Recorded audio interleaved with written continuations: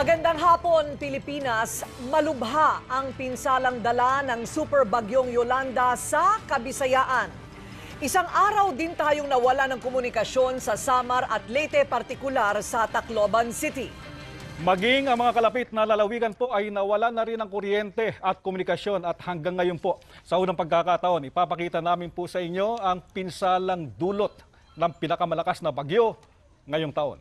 Samahan po ninyo kami sa mahigit 2 oras na balitaan at balikatan dito sa special coverage ng ABS-CBN ng bagsik ni Yolanda. Kahapon ng umaga, huling nakapag-report ang ating kasamang si Ted Filon mula Tacloban City dahil winasak po ng bagyo ang telecom towers at linya ng kuryente na isolated ang syudad. Sa ngayon, nasa Cebu City na si Ted at narito ang kanyang eksklusibong report. Ted, kumusta ka na?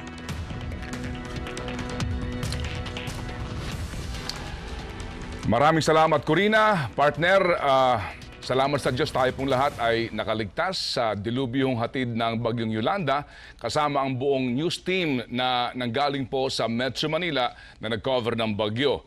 Mga kapamilya, ang aking pong hatid na balita po, lalo na sa mga taga-Region 8, ay hindi po talaga magandang balita dahil po sa ito pong naturang kalamidad ay hindi talaga pangkaraniwan na bagyo. Ito po ay higit pa sa aking palagay sa super typhoon. Tama ka, Corina at Henry, sa inyong binabanggit nga kanina na komunikasyon ang numero unong problema sa naturang lalawigan at rehiyon dahil ultimo ang gobyerno natanggap po ng Pangulong Aquino ang tawag mula po kila Secretary Volz Gasmin ng alas 5:15 ng hapon. Kahapon po yan, matapos nga pong manalasa ang Bagyong Yolanda simula alas 6 ng umaga hanggang mga pasado alas 10 po ng umaga kahapon. Ang video na inyo napapanood ngayon ay ang video na nakuha po namin magmula po na kami makalabas sa isang bahay po na na-wash out din nang dahil po sa lakas ng hangin at higit sa lahat, Corina, Henry, yung binabanggit pong storm surge na ngayon po ang inyong lingkod ay makapag-identify na na ang storm surge na ito, ang ibig sabihin po talaga nito ay paglamon ng karagatan sa mga lugar po na tabing dagat. Ang lugar na ito ay sa Barangay San Jose, Tacloban City. Ito po ay napakalapit sa airport. Kung inyo pong pagmamasdan ang mga mapa po ninyo, ang Tacloban City po ay pinaliligiran ng karagatan. Sa kanyang kanang bahagi po, kung kayo nakaharap, papunta ng norte, sa kanan po nito ay baybaying dagat. Harap po naman ng Samar. Sa kaliwa po naman nito ay baybaying dagat din. Ito po ay magmula sa kaliwa, sa kanan, sa likuran, puro po ito karagatan. Kaya po nang tumaas ang tubig ng dagat, nilamon po ang buong lungsod ng Tacloban.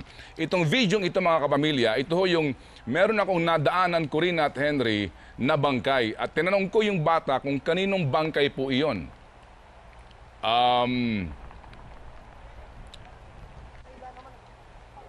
Naputol po yung video na kanina na ating po napanood. Ito po yung bangkay na tinanong ko yung bata kanina kung kaninong bangkay yon. Ang sabi po nung isang batang kausap ko, tatay niya, wala pong gustong bumuhat. Kaya nung ito po yung aming buhatin, actually earlier sa video po nito ay nag-breakdown ang bata. Ito ho nakakulay orange, yan po ang ama ng batang ito. Pakinggan po natin kung maaari lamang ang aking pong panayam sa kanya. Sa kanya pong ama na inanod rin po ng storm surge, ng pagtaas po ng tubig dagat dahil ang kanilang kabahayan ay, ang kanilang pong tahanan ay nasa gilid mismo po ng Barangay San Jose, tabing dagat sa lungsod ng Tacloban.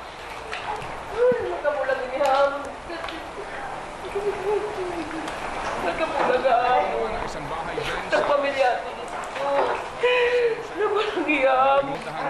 Dito po, 3 bata, magkakapatid, ang inabot po ng tubig po ng dagat sa kanilang bahay at hindi na po nakaligtas. Kasama po ang kanilang lola. Ang kwento po sa akin ng aking nakapanayam, na tiyahin po ng mga batang ito hindi alam ng kanilang magulang na patay na ang kanilang mga anak. So, Nagkatiwala lang daw po sa kanilang lola yung tatlong bata. so Ted, itong Ito po, nakikita muli ho, namin... ito yung video kanina. Ted, itong nakikita namin ngayon, yung iyong binubuhat, ano? Go ahead, Corina. Ted, ito yung nakikita natin ngayon, yung sinasabi mong isa sa tatlong magkakapatid, ano, na inabot nitong storm surge. Yung palang ibig sabihin ng storm surge, yung talagang aangat yung tubig sa baybaying dagat. Hindi ba naabisuhan itong halimbawa, itong pamilya na ito na talagang tabi pa man din sila ng dagat, hindi ba sila nakapunta sa medyo mas malayo at ligtas na lugar?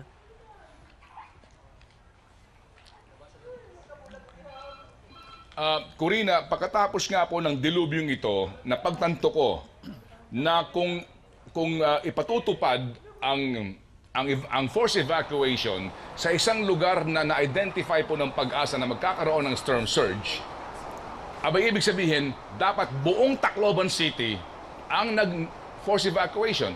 Dahil again, kung niyo pong pagmamasdan po ang ating mapa, paligid po ng Tacloban City, dagat yang kaliwat kanan, Corina. Kaya yung binabanggit pong storm surge, ang akala po natin, ito po ay pagtaas po lamang ng tubig mula sa dagat na hahampas na para bagang mga dambuhalang alon lang. Hindi po.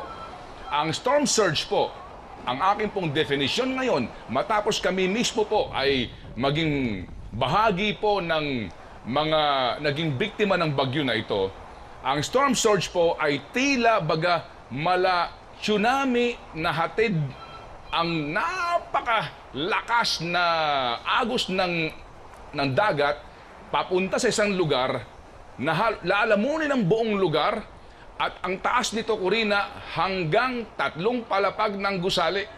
Ganon kataas. At pagkatapos, babalik siya sa dagat at muli pang babalik ulit para bagang parehong-pareho ng ating napanood sa tsunami sa Japan, pero hindi po lamang ito as in pahampas na malakas, kung hindi tila baga parang parang tumaas ang tubig ng dagat at meron siyang current papunta sa dalampasigan, papunta doon sa lupa. Kaya ito po ang nangyari sa Tacloban City. Maaari ko po sabihin ngayon na ang buong downtown area ay malaki ang pinsala. Buong Tacloban City po tinamaan ng matinding dilubyong hatid po ng napakalakas na hangin at ultimo, yung mga loob na barangay, malayo na po sa kumbaga White Beach kung tawagin sa Tacloban City, inabot pa rin.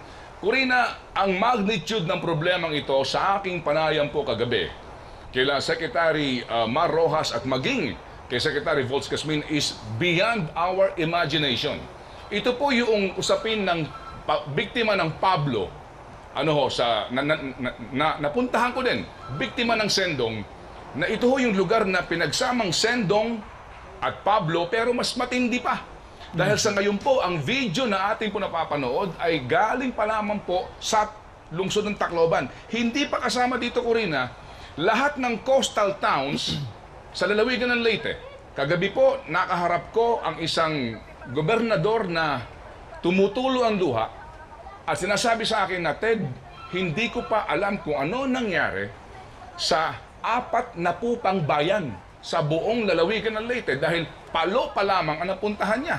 Mga kapamilya, ang Leyte po ay merong 41 towns. 2 po ang lungsod dito, Tacloban at Ormoc.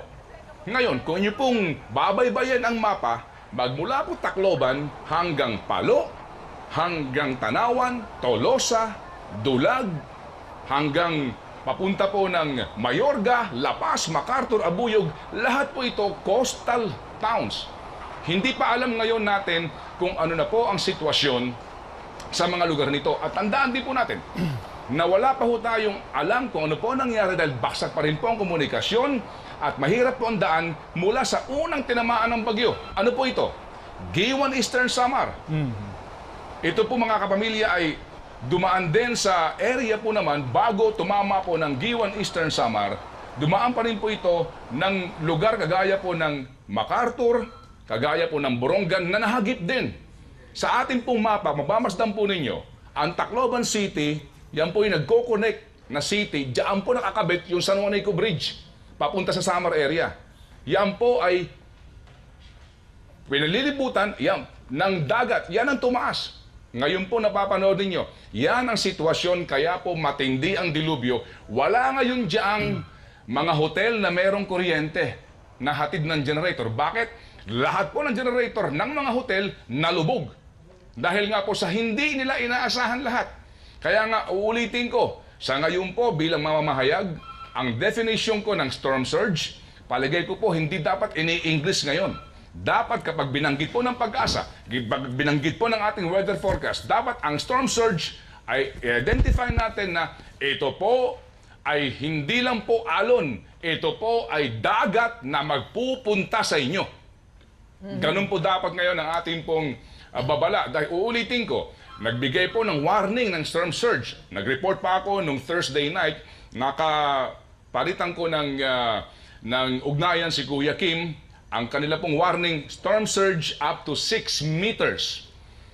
Ako mismo, hindi ko naisip. Dahil nasa Tacloban ako, hindi ko naisip kung ano talaga yung storm surge na yon. Yung pala, yung dagat mismo, pupunta sa buong lungsod. Kaya po, buong lungsod, mga kapamilya, ang inabot po ng pagkataas-taas na tubig ng dagat na ang tagal po namang bumaba. Mamaya po sa kalakaran ng ating coverage na ito, aming ipapakita po sa inyo kung paano po nagsimula. Dahil meron tayong mga nakuhang video mula po sa mga taga-Tacloban nung panahon po na dahan-dahan nang tumataas ang tubig dagat sa may port area ng Tacloban City. At yung po, makikita natin na yung McDonald's branch doon, hindi pa inaabot. Kinalaunan, nawala ang McDonald's branch. Pati yung Gaisano Shopping Center, inabot po. Ito hong port area na ito, itong Gaisano na ito mga kapamilya, dikit lang po ito ng dagat. Kaya talagang matindi po ang pinsalang ibinigay sa lungsod. Ngayon, yung aking pinuntahan na yan, ito ho naman doon sa airport area. Kasi Corina, kung napupunta ka ng Tacloban, hindi ba? Pag landing mo sa airport ng Tacloban, dagat. Babaybay ka ng pakurbada, lahat ng dadaanan mo dagat hanggang dumating ka sa mga mismong city proper na malapit din sa dagat. Kaya uulitin ko, nagsalubong lahat ng dagat mismo doon sa kapatagan na Tacloban City. At ngayon nga po, yung Palo, Tanawan, hanggang doon sa bandang bahagi po ng Abuyog, hindi pa po natin alam ang sitwasyon dahil yan pong napapanood nyo ngayon, yan po yung mga debris sa mga lansangan. Kahapon pa po yan. Yan ang aming kinakailangan tawirin. Nilakad namin, Corina, kasama ang news team natin, na nanggaling doon sa airport area, sa Barangay 88. Ito ho yung dulong barangay sa Tacloban City, sa Coastal Barangay po, malapit sa airport. Nilakad natin magmula doon hanggang sa command post natin sa provincial capital, na kung saan po, nabaha din po ang ating lahat ng equipment. Kaya po kami hindi nakapag-broadcast kagabi dahil lahat po ng aming equipment binaha at ang iba nga po ay tinangay dahil po tinangay yung mga sasakyan. Kaya pong news team mismo na nagko-cover na nandoon sa command center natin, nagsilikas at muntik na rin pong matangay mga kapamilya ng agos. Pero uulitin ko lang po na sa lahat po ng kamag-anak ng news crew na kasama namin, pati po sa butihing misis ni Bert Apostol, sa lahat po ng aming kasama, lahat po ng kami sa awa po ng Panginoon Diyos ay ligtas, maging si Atom Araulio at ang kanyang team ay ligtas po. Ito ho muna, ating pong pakinggan ang isang panayam po ng inyong lingkod sa isang biktima ng kalamidad. Anong tatay? Barikumarong lakad na kami elementary. Nag-ibakot ka mo? Hindi mo po, nanay, hindi pa? Sa mga kapitbahay namin. Oh, tapos? Kasi pera ako nagpabilin na. Nagpain mo sa bahay niyo si tatay mo? Oh, pagkatapos, yung tumaas yung tubig dito, wala kayong kaalam-alam sa nangyari sa father mo? Oh. Alam na ba ng mother mo ang nangyari sa tatay mo? Maray pa kay Gimpaw na lakungan ni. Para bilhin ni Papa.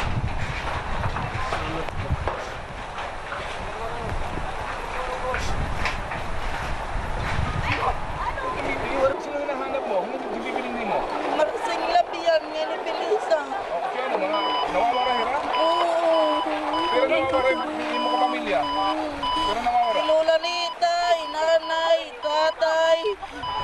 asawa, nga anak ko sa na anak, kaya na ko sa anak, sir, na buhian ko. Mahiraan at magumawapayan niya, sir, niya.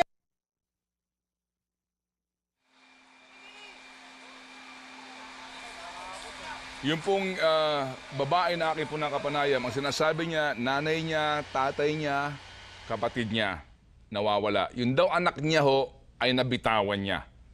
At nang siya po'y aming makita, para ho siyang zombie. May sugat pong pagkalaki-laki sa kanyang ulo, tumutulo yung dugo, may sugat sa paa, lakad ng lakad, walang tsinelas. Kaya ko ho siya talagang napansin at tinanong ko kung ano ang nangyari po sa kanya. Yun po ang kanyang kwento, hindi niya alam kung saan pupunta, anong gagawin. Dahil nga po doon po sa pakiramdam na naghahanap ng kamag-anak at nawalan ng anak, na habang ito'y kanyang hawak nung pong tumaas nga ang tubig sa Barangay San Jose sa Tacloban City. Corina Henry, sa ngayon po, yan ang malaking problema po ngayon sa lungsod.